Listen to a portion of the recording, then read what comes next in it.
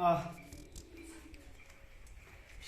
to 60 within 20 7 to 60 within 20 के हेर्ने केटाकेटीहरु यसमा रिक्वायर्डमा total earning of the worker भनेको यो टोटल वेजेस हो। Requirement total earning of the worker भने टोटल वेजेस हो। अब यसमा हामीले बुझ्नुपर्ने कुरा चाहिँ के भन्दा चाहिँ यो हामीले ओभर टाइमको गरिरहेको छौँ। ओभर टाइममा चाहिँ के दिएको हुन्छ भन्ने कुरा गिभन हेर्नु पर्यो। जस्तै the working hour of a worker for a week is 40 hour. एउटा वर्करले एक हप्ताभरि 40 घण्टा काम गर्छ।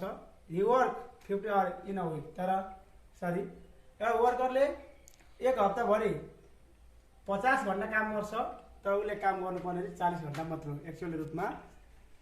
द नर्मल वेजेस रेट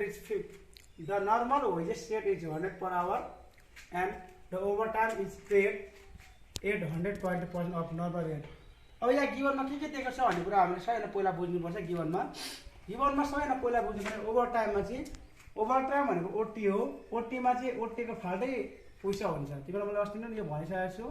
यसमा के बुझ्नु अब हामीले गिभन बुझ्नु सबैजना पहिला यहाँ हेर त यसमा यहाँ हेर्नुपर्ने कुरा सबैजना पहिला यो नर्मल वेजेस रेट भनिदिएको छ है।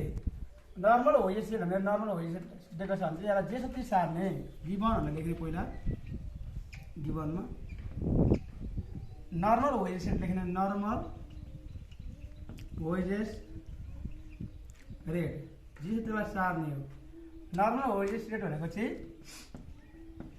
RS 100 normal wages rate RS 100 छ। अब त्यसरी नर्मल रूपमा चाहिँ 100 रुपियाँ घन्टाको 100 रुपियाँ दिन्छ अरे नर्मल रूपमा चाहिँ। And over time is paid 820% of normal rate. Normal रेटको चाहिँ 120% चाहिँ ओभर टाइम गर्दै गयो भने चाहिँ घन्टाको 120% दिन्छ अरे है। तर नर्मल रेट हेरेर त over time is paid 820% of normal rate भने नर्मल रेट कति पर्सेन्ट तिर्छ अरे नर्मल रेटको 120% हो। ओभर टाइम वेजेस रेट भनेको चाहिँ नर्मल रेट कति अरे नर्मल रेटको 120% भन्छ। नर्मल रेट भनेको हाम्रो 100 को 120% डिभाइड बाई 100 120% भनेको चाहिँ RS 120 है। किनकि हाम्रो नर्मल भनेको 100 छ 100 को 120% भनेको 120 हुन्छ यहाँ र। अब हामीले सबैजना पहिला बुझ्नुपर्ने नर्मल वेजेस भनेर दिएको छ 100 ओभर टाइम पेड चाहिँ 120% अफ नर्मल वेजेस भनेको नर्मल रेटको 120% 120 भयो। यो चाहिँ हामीले बुझ्यौँ। अब हामीले बुझ्नुपर्ने माथिमा आएर the working hour of the worker for a week is 40 hour. उसले एक हप्ताभरि चाहिँ 40 आवर काम गर्नुपर्ने हो। He work 50 hour in a week. त उसले कति घन्टा काम गर्छ 50 घन्टा काम गर्छ। नर्मल रूपमा 40 घन्टा काम गर्नुपर्ने यहाँ त the working hour of a worker for a week is 40 hour. उसले नर्मल रूपमा एक हप्ताभरि 40 घन्टा काम गर्नुपर्ने। He work 50 hour in a week. तर उसले कति गर्छ अरे 50 घन्टा काम गर्छ अरे। अब बुझ्नु पर्यो नर्मल रूपमा कति गर्नुपर्ने 40 घन्टा भने नर्मल वेजेस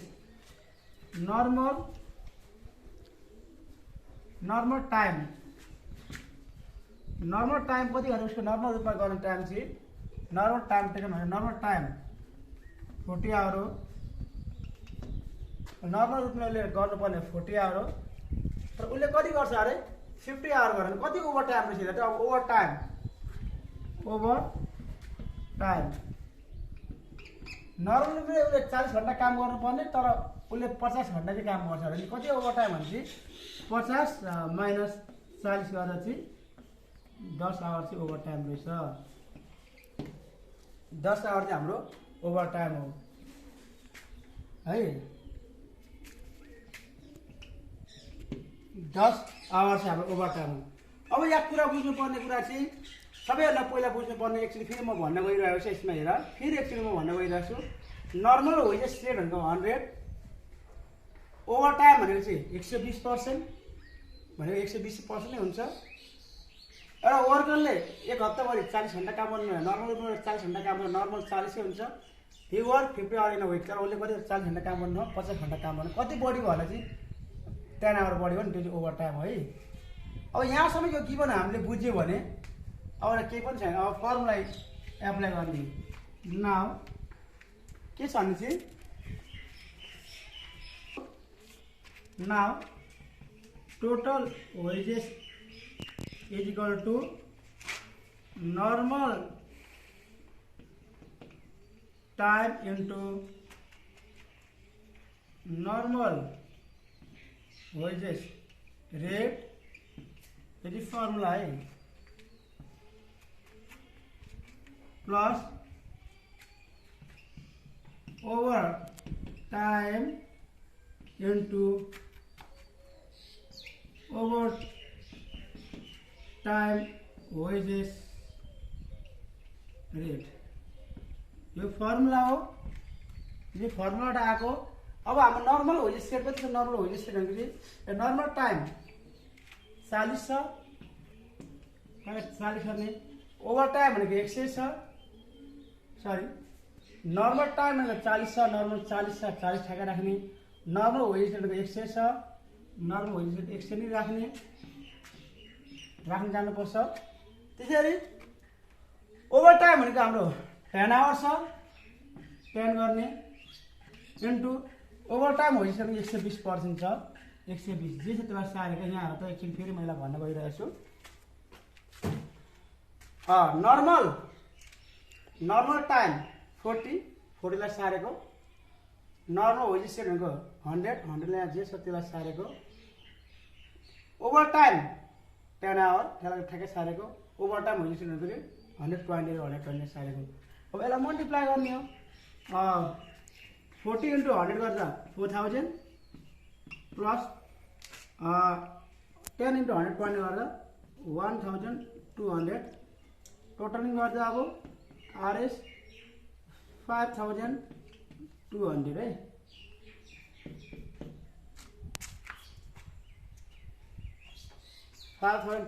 आरएस। ल यसमा केही सोध्नुपर्ने कुराहरू सोध्दा हुन्छ। ल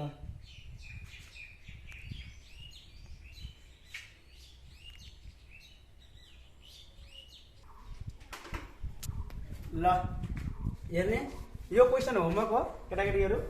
अहिलेको क्वेसनलाई हामीले यसलाई ठ्याक्कै फोटोकपी गरेको। त्यसमा अलिकति एमाउन्टमा चेन्ज भएर आएको छ क्वेसनमा। यो क्वेसन पहिलेकै प्रोसेसले गर्दा ठ्याक्कै मिल्छ, त्यसमा कुनै पनि चेन्ज छैन। यहाँहरूले अलिकति एमाउन्ट चेन्ज गरेको छ है। भाषा त्यही हो, ल्याङ्ग्वेज सबै त्यही हो। यसमा हामीले फोटोकपी मात्रै गरेको छौँ। The working hour of a worker for a week is 60 hour, 60 घन्टा। He work 80 hour in a week. तर उसले हप्तामा कति काम गर्छ अरे? 80 आवर, 80 आवर काम गर्छ अरे। The normal wages rate is 100 per hour and over time is paid 80% of normal rate require total earning of a worker भनेर छ। यो अहिलेकै क्वेसन हो। तर अहिलेको क्वेसनमा एमाउन्ट मात्रै चेन्ज भएको छ। यसलाई हामीले अहिलेकै प्रोसेसले अहिलेकै तरिकाले गर्नुपर्छ। यो जान्यो भने अरू क्वेसन पनि तिमीले यसकै आधार सल्भ गर्न सक्छौ है। यो चाहिँ तिमीको होमवर्क। ल wages under piece rate system is equal to production unit into wages rate। यसमा अलिकति फरक छ। यो हामीले पिस रेट सिस्टमबाट गर्दा चाहिँ production unit is equal to wages rate. यसमा हामीले अब गिभन दिएको हुन्छ, यो गिभनको आधारमा चाहिँ हामीले गर्नुपर्छ। यसलाई यति राख्नु मतलब ओके। 64 क्वेसन 20 हेर्ने स्टेटमा। The weekly working hour in a factory is 50 hour and a worker 50 week during a year. A worker 50 week during the year work हुनुपर्ने जस्तो लागिरहेछ। The wages output is 10 unit. The wages rate per unit is 10 है। Require wages payable a worker for a year by using piece rate system। अब piece rate system अनुसार चाहिँ unit output into wages rate. Piece rate सिस्टमको formula के total wages is equal to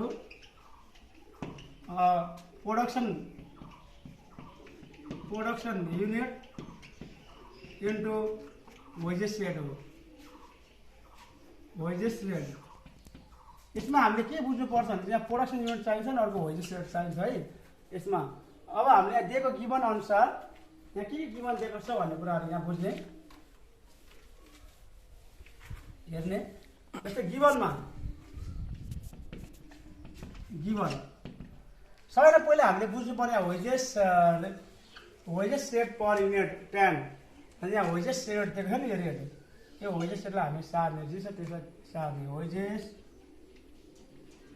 rate is equal to RS 10। अब wages rate RS 10।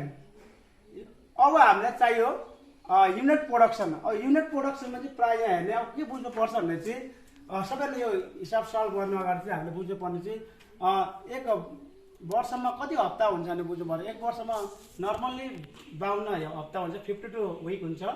तर यहाँ कति भनेको छ यसले 50 विकको कुरा गरेको छ। एक वर्षमा चाहिँ हाम्रो 52 विक हुन्छ है, जसमा चाहिँ यहाँ के छ भने चाहिँ यसले गिभनमा the weekly working hour in a factory 50 hour हेर त। वीकली वर्किङ आवर कति छ? वीकली वर्किङ आवर चाहिँ 50 आवर्स छ भने चाहिँ एक हप्तामा 50 घन्टा काम गर्छ भने चाहिँ weekly working our,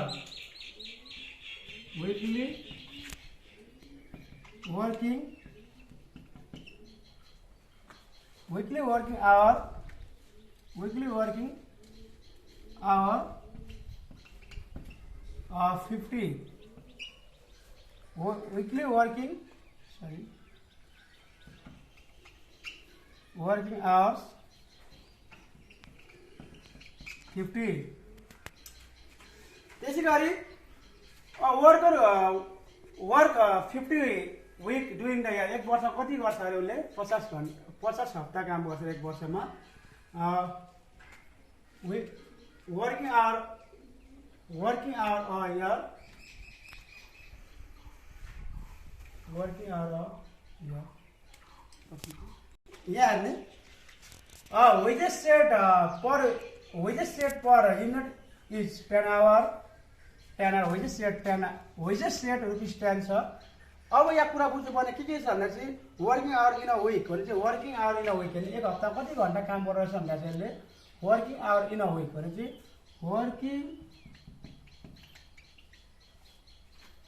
working hour in a week, working hour in a week 50 our.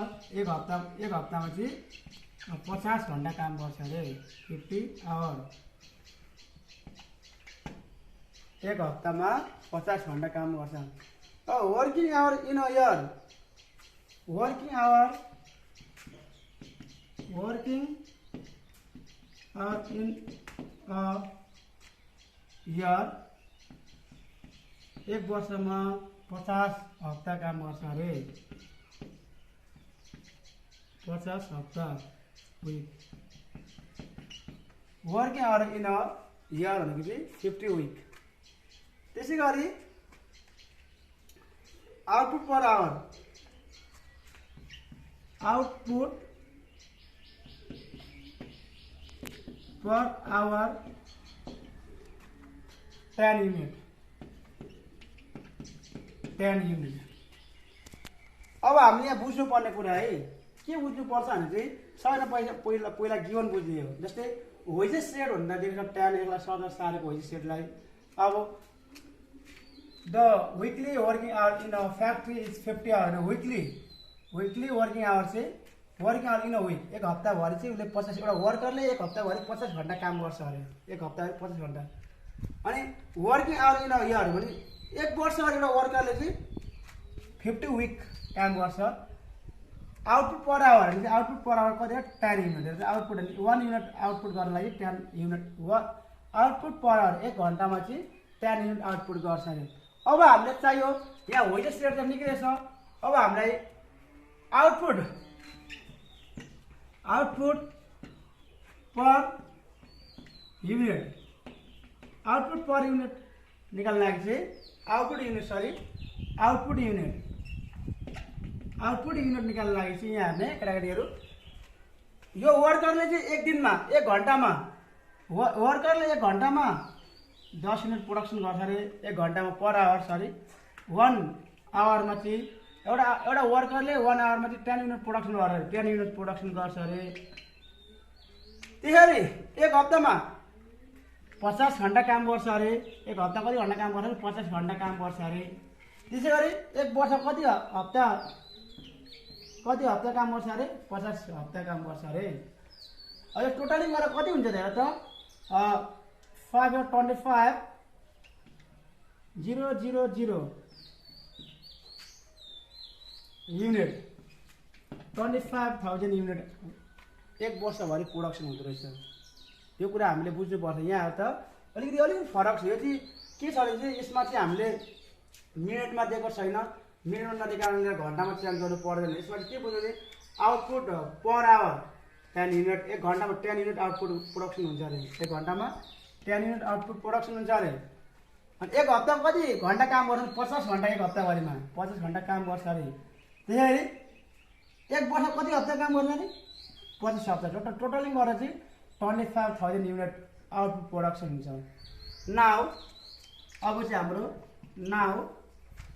Total wages equal to के हो? Total wages equal to production unit into wages rate. मैले डाइरेक्टली गरेँ यसलाई। अब प्रोडक्सन युनिट कति छ? 25,000 वेजेस कति छ अरे? हाम्रो 10 यदि मल्टिप्लाई गर्दा 2,50,000 हुन्छ। आरएस 2,50,000 त्यसले प्रोडक्सनको टोटल वेजेस रेट कमाउँदो रहेछ। अब हामीले यसमा बुझ्नुपर्ने कुरा सबैभन्दा पहिला बुझ्नुपर्ने कुरा यहाँ केटाकेटी अलिकति फरक छ है अरू क्वेसन भन्दा। यो क्वेसन हामीले मल्टिप्लाई गर्नुपर्छ तर यसमा सबै मल्टिप्लाई गरेर एन्सर मिल्छ। तर एन्सर मिलाउनु मात्रै सबैभन्दा ठुलो कुरा होइन। सबैभन्दा पहिला बुझ्नुपर्ने कुरा चाहिँ यो वेजेस रेट कति छ भने वेजेस रेट चाहिँ यहाँ 10 छ। यहाँ 10 सट्ट सारेको। अनि the weekly working hour in a factory 50 hour. 1 हप्ताभरि कति वर्किङ? 1 हप्ताभरि चाहिँ 50 घन्टा काम गर्छ। 1 हप्ताभरि एउटा वर्करले 50 घन्टा काम गर्छ अरे। 1 वर्षमा 52 हप्ता मात्रै काम गर्छ अरे। तर 1 घन्टामा चाहिँ 10 युनिट प्रोडक्सन गर्छ। अब 1 घन्टामा 10 युनिट प्रोडक्सन गर्छ भने चाहिँ 1 घन्टा 10 युनिट प्रोडक्सन गर्छ भने चाहिँ 1 हप्ता कति युनिट प्रोडक्सन हुँदैछ अनि 1 वर्षमा कति युनिट प्रोडक्सन हुन्छ भने चाहिँ हामीले मल्टिप्लाई गरेर जानुपर्छ। जस्तै एउटा एक्जाम्पल म दिन्छु। यो मार्कर किन्न एउटा मार्करलाई 10 रुपिस पर्छ भने 100 वटा मार्कर कति पर्छ भन्ने कुरा मल्टिप्लाई गर्नु पर्यो नि। एउटा मार्कर 10 रुपिस पर्छ भने 100 वटा मार्करलाई चाहिँ 1000 रुपियाँ पर्छ। त्यसै गरी जस्तै एउटा मार्करलाई 10 रुपिस पर्यो भने एउटा मार्कर 10 रुपिस पर्दा 100 वटा मार्कर कति पर्छ भने फेरि 100 मा मल्टिप्लाई गरेर मात्र 1000 पर्यो नि त। आरएस 1000 पर्यो नि। त्यस्तै हो यो पनि। यहाँ पनि एउटा वर्करले 1 घन्टामा 10 युनिट प्रोडक्सन गर्छ भने 1 हप्तामा 50 घन्टा काम गर्छ 5000 युनिट प्रोडक्सन गर्छ। 1 वर्षमा चाहिँ 25,000 युनिट प्रोडक्सन गर्छ। यो कुरा बुझ्नुपर्छ है। यसरी गर्ने यसलाई ल। यसलाई तिमीहरूले गर्ने। यसमा केही चेन्ज छैन। त्यो क्वेसनमा एमाउन्ट मात्रै चेन्ज भएको छ। एकै प्रोसेसले सेम तरिकाले सेम प्रोसेसले गर्ने है। जस्तै the weekly working hour in a factory 30 hour. 1 हप्ताभरि एउटा फ्याक्ट्रीमा 30 घन्टा काम हुँदो रहेछ। And he work 58 week during the year. 1 वर्षभरि उसले 48 हप्ता काम गर्दो रहेछ। The hourly output is 10 unit. 1 unit production गर्न 10 युनिट 1 घन्टामा 10 युनिट प्रोडक्सन गरेछ। The wages rate per unit is 50। Wages rate चाहिँ 50 रुपियाँ लाग्दो रहेछ है। त्यो तिमीले होमवर्क गरेर आउने सेम प्रोसेसले गर्ने है।